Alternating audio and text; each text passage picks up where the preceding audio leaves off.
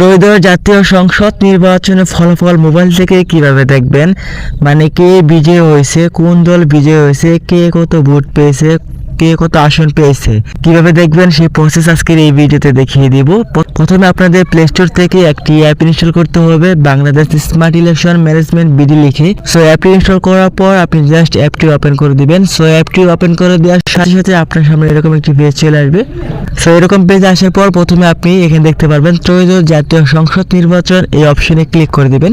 So এই অপশনে click করার পর আপনি নিচ দিকে দেখবেন পূর্ববর্তী নির্বাচন সমূহ, আপনি এই অপশনে ক্লিক করে দিবেন।